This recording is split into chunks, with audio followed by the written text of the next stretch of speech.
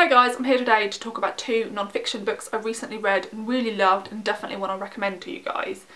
Now, I don't often read non-fiction and therefore I don't often review it, so I am a bit nervous about this video, so please do bear with me. Now, both of the books I want to talk about today are memoirs. The first one is The Hate Race by Maxine Beneba Clarke. This came out a couple of months ago, so it's a very recent release. And the second one is Men We Reaped by Jesmyn Ward, and this one came out in 2013. Now, both these books are discussing race and racism and the way racism has affected these authors' lives. Both of these books are handled in very different ways. Maxine Beneba Clarke grew up in Australia, so the book is obviously set in Australia, and Jesmyn Ward grew up in Mississippi, US, so the book is obviously set there. So they give you a very different viewpoint on the way race is viewed in different parts of the world. They're both very differently written and constructed, but I think they're both phenomenal and I'd really recommend both. So I'm going to talk about Men We Reaped first. Now, I think the first thing I need to talk about is the construct of this book and how it's set out.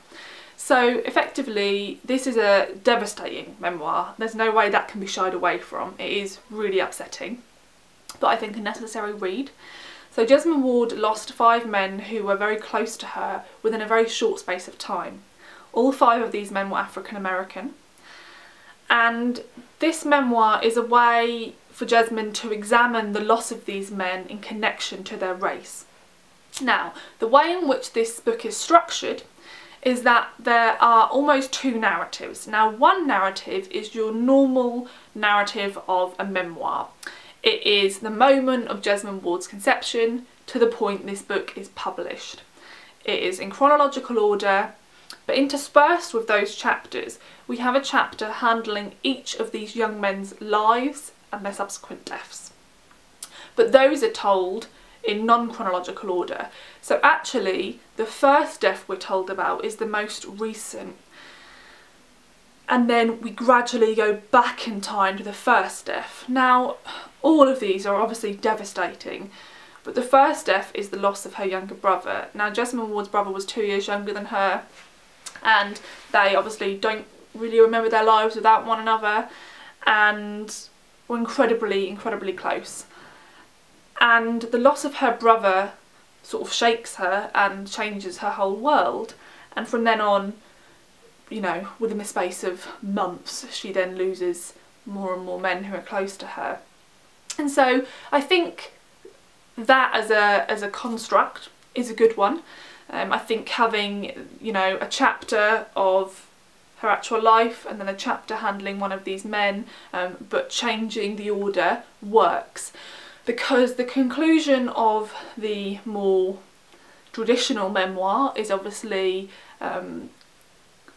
Jesmyn's gone through losing all of these men. She's at the present, and she's telling you why she considered writing this book and publishing it and who inspired her to do it, and the conclusion of why all these men are being lost because of their race. And the last death we deal with is her brother, and it's right at the start of Jesmyn's experiences with this loss and her sudden realisation that because of the race of all the people close to her, this is something that was common in her community and that could happen again.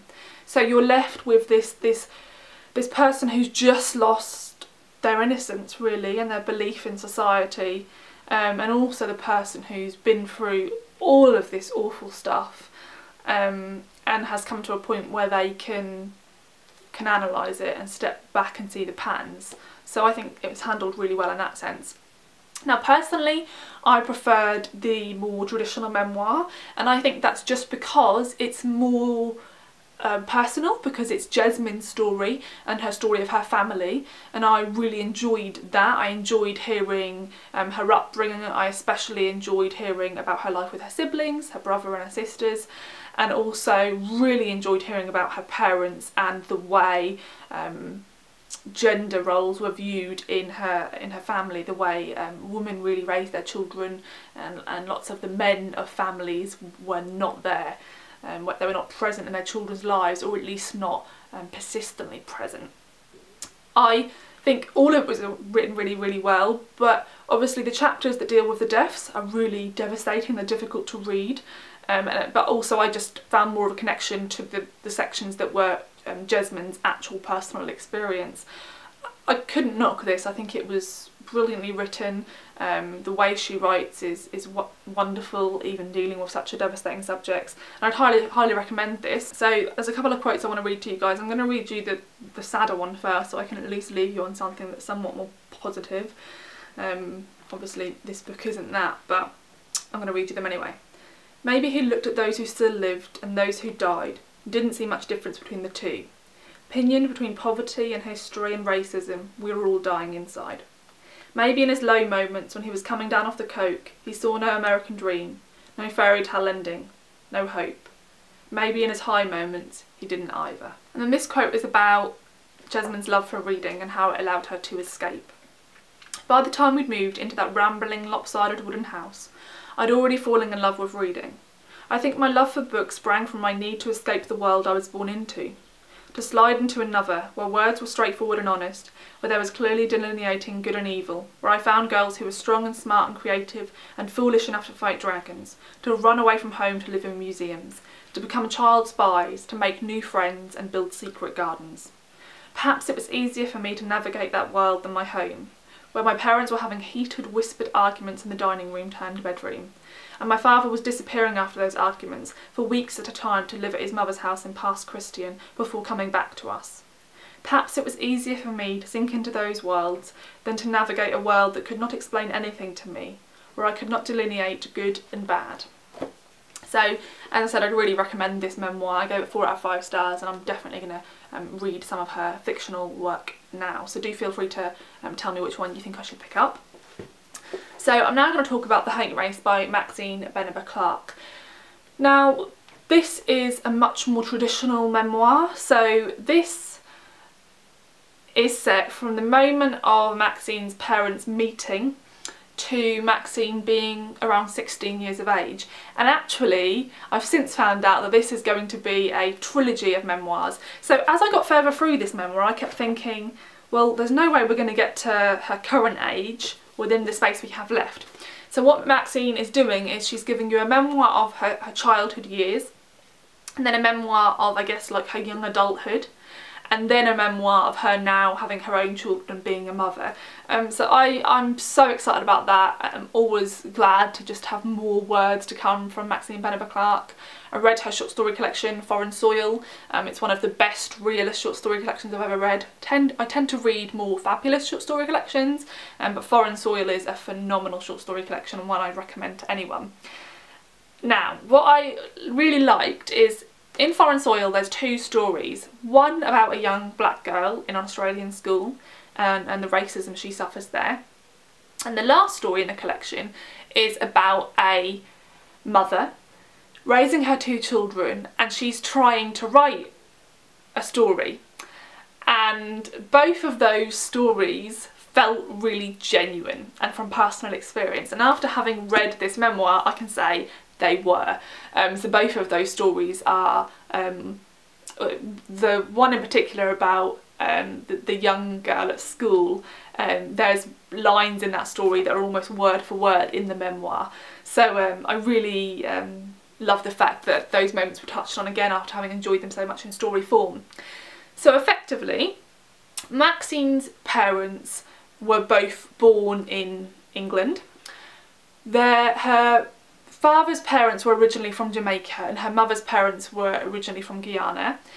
And then Maxine's parents met in England, and Maxine's father was a mathematician, he was a professor, and he got offered a job in Australia. So they moved to Australia just before 1980, and then Maxine and her siblings were born around that time when they got to Australia. Before they got to Australia, they weren't really aware of the current political situation there, and the fact that they would be an incredibly small minority of black people. So Maxine grows up in a community where she is like a real minority. It's completely normal at the time in Australia for people to point and stare. There's devastating moments in this memoir where they're at a supermarket and everybody will persist cutting in line in front of Maxine's mother, and her mother will stoically ignore that it's happening, and she'll stand there very calm until eventually the cashier decides to serve her. Things like that were common every day in their lives. And this is an excellent memoir. I think if you're nervous about reading memoir and non-fiction, this is incredibly readable. I feel like I could even recommend this to teenagers. I feel like I could have read this at 14 and got an awful lot out of it and really enjoyed it. Obviously it's talking about a child, so there's that connection there, but it's not written in difficult to understand language. It's very readable. It says on the front, a powerful and fearless storyteller, and she really, really is. You love Maxine as the child you're reading about, but you also love her as somebody who could put this into words and reach out to you and make you feel like you can completely feel the heartache that a child such as Maxine would have experienced in a community like the one she grew up in. And I'm going to read you a quote. So this is sort of the opening to the memoir, so this is in the introduction.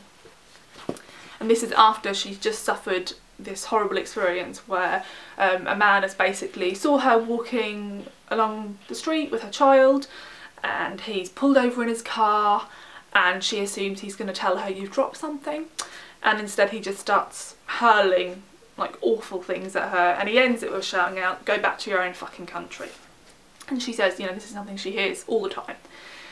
So it says, "This is my country, that much I am sure. I was born here, the child of black British parents in 1979, in a maternity ward of Sydney's Ryde Hospital, on the stolen land of the Darug people. My early ancestors were part of the Atlantic slave trade. They were dragged screaming from their homes in West Africa and chained by their necks and ankles deep in the mouldy hulls of slave ships, destined to become free labour in the New World. If slaves were lucky, they died in transit to the Caribbean. Bodies thrown overboard, washed clean of the blood, sweat and faeces in which they'd spent most of the harrowing journey. If they survived, they found themselves in a nightmare, put to work on the harshest plantations on earth, overseen by some of the cruelest masters in the history of the Atlantic slave trade. I am the descendant of those unbroken. I carry proudly the burnished mahogany of my ancestors, though my Africa has 4 continents, 400 years of slavery, 1 forced migration, 2 voluntary migrations, and many lifetimes ago." So I highly recommend this memoir. I gave it 4 out of 5 stars. I was so close to giving this one 5 stars, and the only reason I didn't is there's a narrative tool the author uses which I didn't love, but what the author does is, as a tool, is pretty much at least once in every chapter she comes back to that wording, and she says something like, "There's that folklore way West Indians have of weaving a tale. Facts just so, gasps and guffaws in all the right places, because, after all, what else is a story for?" But then she'll keep repeating that and saying, "This is the way I choose to tell my story, this is how my story is told." And that comes up quite often, and I get what she was trying to do with that sort of repetition, but I just found it a little bit jarring to have the same thing repeated to me. So for that reason I knocked off like half a star. That's just personal preference, but both of these are fantastic. I'd really recommend both of them, and I'd love more recommendations from you guys if you know about any books that you think I would enjoy that are like these ones down below. Thanks for watching, and I'll see you in the next video. Bye!